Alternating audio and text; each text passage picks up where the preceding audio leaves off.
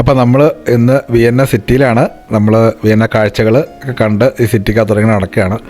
അപ്പോൾ നമ്മൾ ഇന്ന് ഉദ്ദേശിക്കുന്നത് നമ്മൾ ഓസ്ട്രിയയുടെ വിയന്നയുടെ പാർലമെൻറ്റ് വിസിറ്റ് ചെയ്യാനായിട്ടാണ്. അപ്പോൾ അവിടെ കയറണമെങ്കിൽ നമ്മൾ നേരത്തെ ബുക്ക് ചെയ്യണം. ഒരു 12 മണിക്കും ബുക്ക് ചെയ്താലാണ് അവിടെ കയറാൻ പറ്റുള്ളൂ. അതിന് പൈസയൊന്നുമില്ല, പക്ഷെ നമ്മൾ നേരത്തെ ബുക്ക് ചെയ്യണമെന്നാണ്.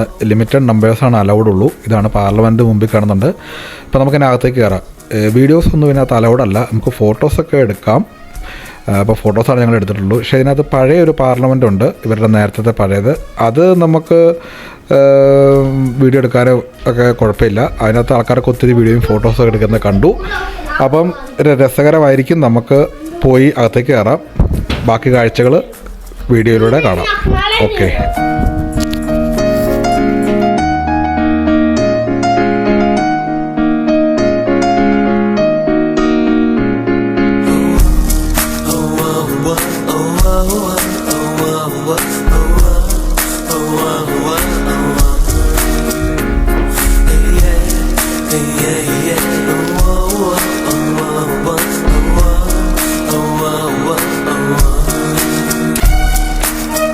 അപ്പോൾ അതിൻ്റെ ഫ്രണ്ടിലെത്തി.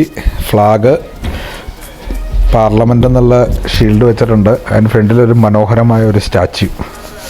പണ്ട് നമ്മൾ റോമിൽ കണ്ട കൂട്ട് ഈ സെയിം ഒരു സാധനം റോമിൽ കണ്ടിട്ടുണ്ട്. ആർക്കെങ്കിലും അത് മനസ്സിലായിട്ടുണ്ടെങ്കിൽ അതിവിടെ ഇതുപോലെ തന്നെയാണ്. ആർക്കെങ്കിലും ഉണ്ടെങ്കിൽ ഒന്ന് കമൻറ്റ് ചെയ്യണേ.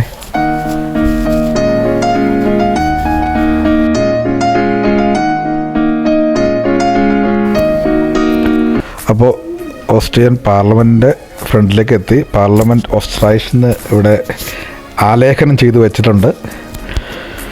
ആസ് യൂഷ്വൽ സെക്യൂരിറ്റി ചെക്കിനൊക്കെ ഉണ്ട്. അത് കഴിഞ്ഞ് നമുക്ക് അകത്തേക്ക് കയറാൻ പറ്റുള്ളൂ. ഭയങ്കര ടൈറ്റ് സെക്യൂരിറ്റിയാണ്. അപ്പോൾ എല്ലാവർക്കും പാർലമെൻറ്റിലേക്ക് സ്വാഗതം. ഇതിനുള്ളിൽ കുറച്ച് പരിപാടികളൊക്കെ ഉണ്ട്. നമുക്ക് ഓരോന്ന് കണ്ട് മുമ്പോട്ട് കണ്ട് എക്സ്പീരിയൻസ് ചെയ്ത്.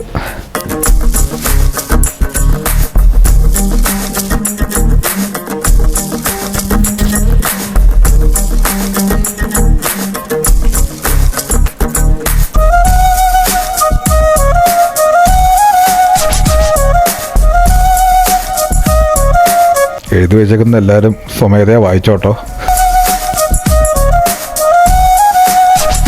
ഇതാണ് അവരുടെ പഴയ പാർലമെൻറ്റ് മന്ദിരം. ഇതിനകത്ത് നമുക്കെല്ലാവർക്കും ഇരിക്കുകയും എല്ലാവരും ഫോട്ടോസൊക്കെ എടുക്കുന്നുണ്ട്. പഴയ ടേബിളും കാര്യങ്ങളും അതിൻ്റെ അറേഞ്ച്മെൻറ്റ്സ് അതൊക്കെ നല്ല രസമായിട്ടുണ്ട് കേട്ടോ. നന്നായിട്ട് മെയിൻറ്റെയിൻ ചെയ്യുന്നുണ്ട്. നല്ല ഭംഗിയുണ്ട് കാണാൻ. ആളുകളെല്ലാവരും വീഡിയോ ഒക്കെ എടുക്കുന്നുണ്ട്, ഫോട്ടോയും വീഡിയോയും. പഴയ പാർലമെൻ്റ് ആയതുകൊണ്ട് എല്ലാം അലൗഡാന്ന് തോന്നുന്നു. ഈ പറഞ്ഞ പോലെ നമുക്ക് പുതിയ പാർലമെൻറ്റിൻ്റെ അകത്ത് നമ്മൾ കയറി.